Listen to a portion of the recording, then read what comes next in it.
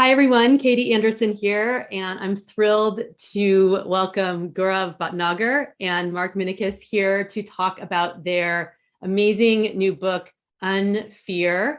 And I have 7 questions for them today, and I'm looking forward to diving into this with them. This concept of fear and unfear is such an important one when it comes to creating people-centered learning cultures and to really achieve the outcomes that we want in our organizations. Is all connected with people. So without further ado, let's talk about their book, Unfear. So Mark and Gaurav, first and foremost, what I like to start with is what inspired you to write this book, Unfear? Go, Mark. Yeah, I can start. So I don't have a typical background to be writing a book on fear and, the deep psychology of organizations. My background is as an engineer primarily, but over time I've discovered how difficult it is to create change in organizations. And so I've discovered that fear for me really sits at the that leverage point of how you create real sustainable change in organizations and advance human well-being at the same time. And I've also struggled myself with, being an effective leader of change in organizations. And so I've struggled with, fear in my own life. And so I've had to shift my own relationship to fear in order to be more effective. Want me to just, yeah, I'll just give the answer is I was a fear addict and I learned through my work how that was completely messing me up, messing my performance up, messing my family up. And it's been 20 years when I've been working on this idea of unfear, and it was time to share it with the world. Absolutely. I really appreciate you both writing this book. One of the questions I ask a lot of clients is, what holds people back from taking responsibility for thinking or problem solving or anything? And ultimately, most often it boils down to this concept of fear. So your book really resonated with everything I've been observing about organizations and humans as well. So this leads into my second question that, for the context of our audience, how do you define fear and unfear and sort of the relationship maybe we need to have in redefining or what we need to do to redefine our relationship with fear? Yeah, so very simply, fear is an emotion you experience when you're either anticipating an unpleasant event or an unpleasant person, or you are experiencing an unpleasant experience or unpleasant person. But it's an emotion, like any other emotion. Unfear, on the other hand, is not about an emotion. Unfear is about your relationship to fear.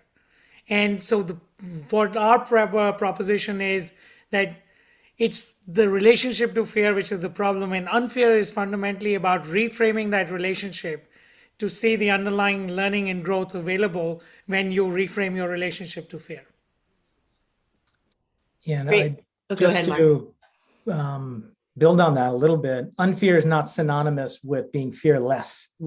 It's not about eliminating fear. Like we said, it's really changing your relationship or changing the stories you have about these perceived threats in the environment.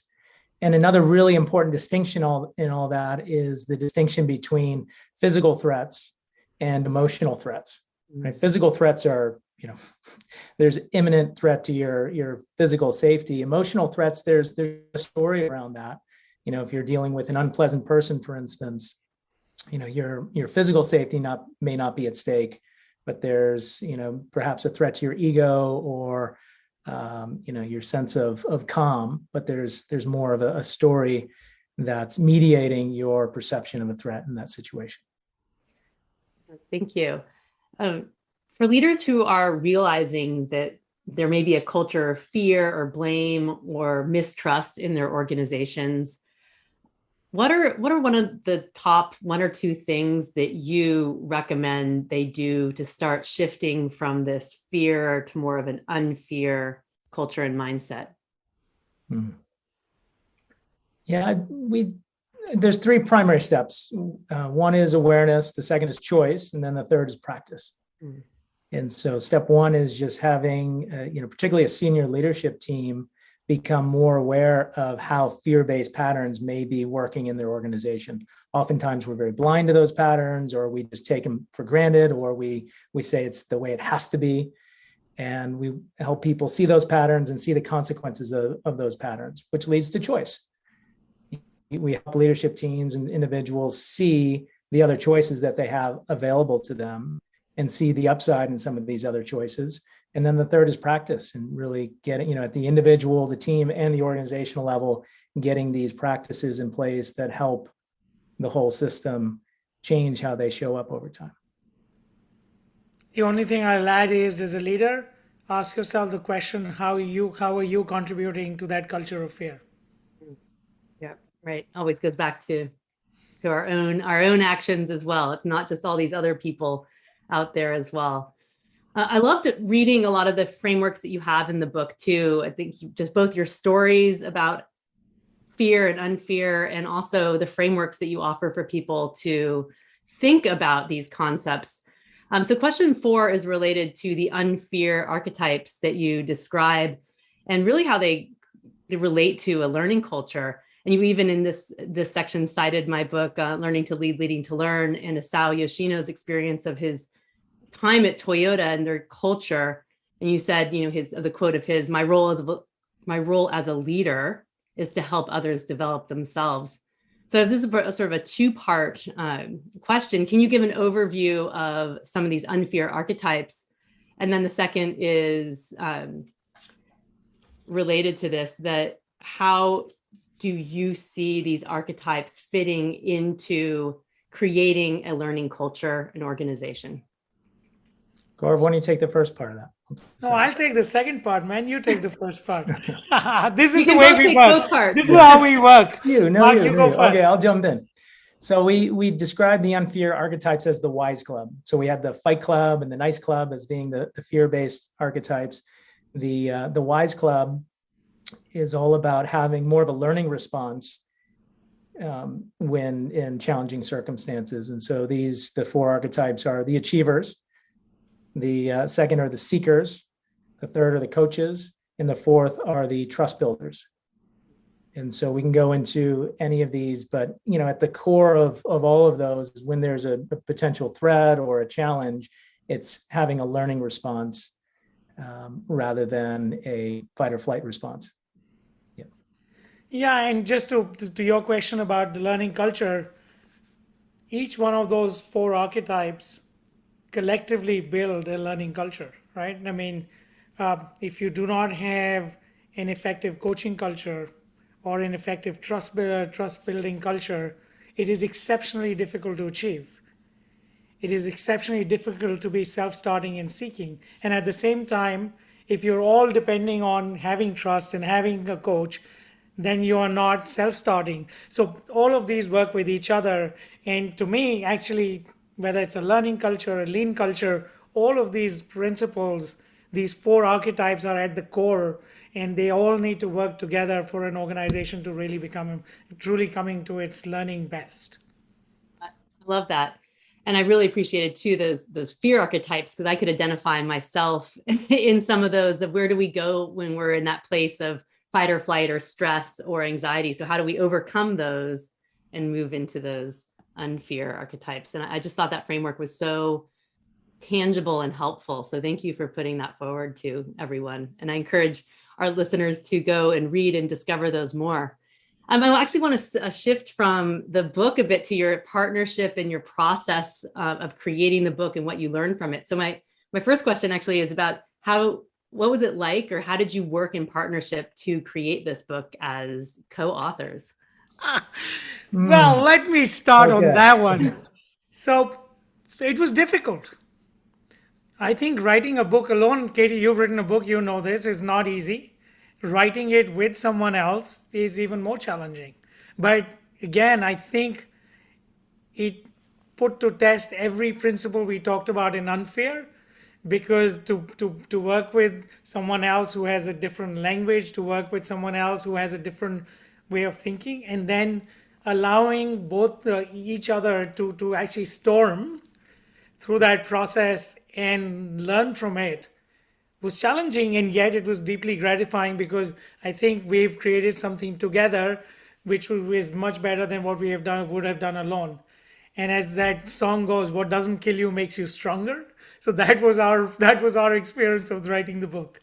That's great. Mark, Mark, how do you feel compared to that? It was a challenging process. I mean, well worth it, no regrets whatsoever. And I feel like we collaborated and put something really interesting out there. But I found myself very viscerally feeling how easy it is to identify with either your own process or your own ideas, and how easy it is to start to protect those ideas rather than really stepping into sort of a learning mindset and a collaborative mindset. And so it's ironic that we're writing a book about, fear and learning, yet we're also struggling through that ourselves. But I think that's part of being human. And so we are able to tap into that, that process and share it with the world.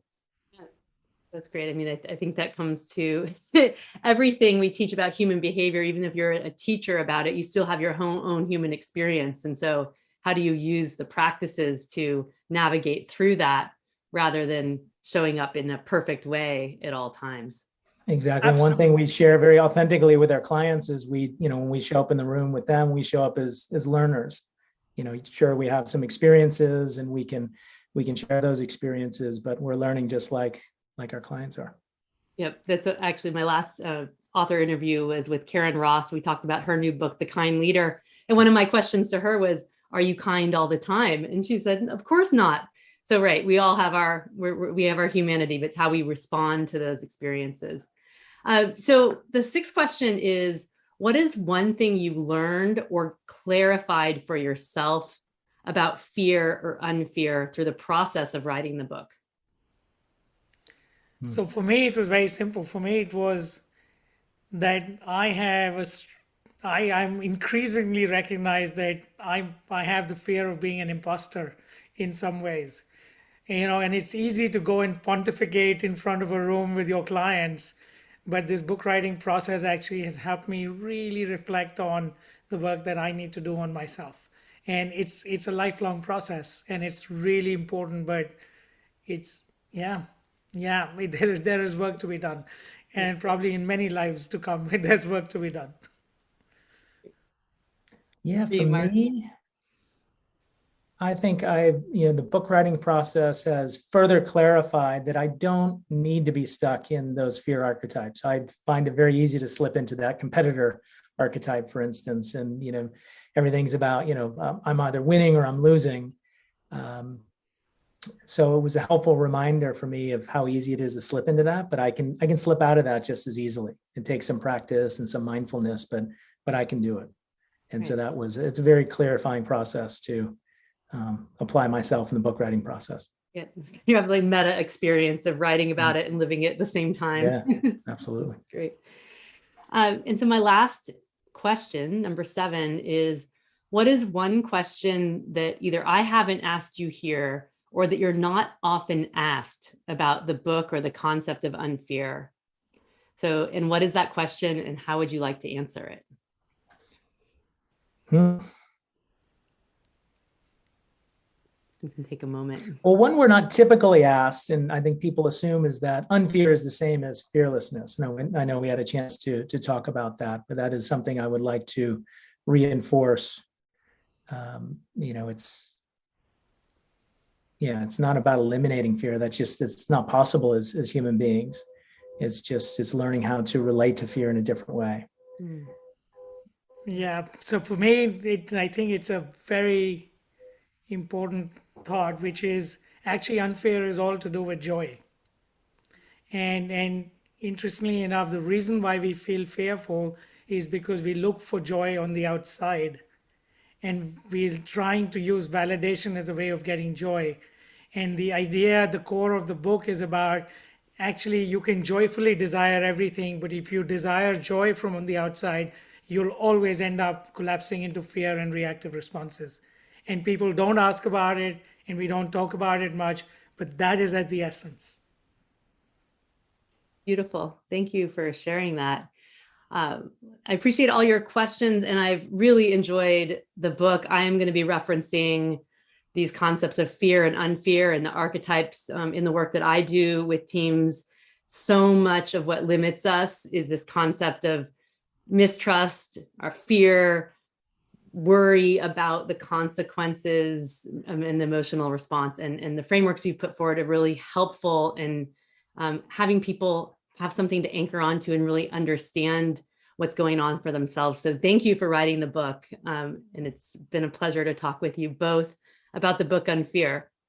And for our readers or listeners, we have a special offer too.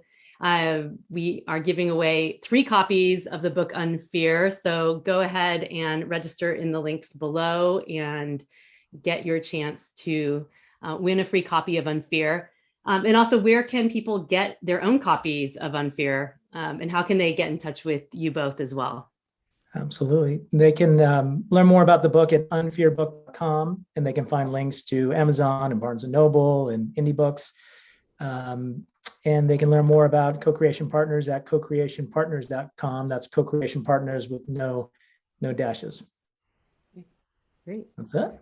Well, thank you so much for your time today, Gaurav and Mark. It's a pleasure. And again, go get your copy of Unfear, everyone out there. And if you're listening at the right time, go and register for the giveaway as well. So again, Katie Anderson, Leadership and Learning Coach, and thanks for being here for one of our author interviews. Thanks, Katie. Thank you. Thanks, guys.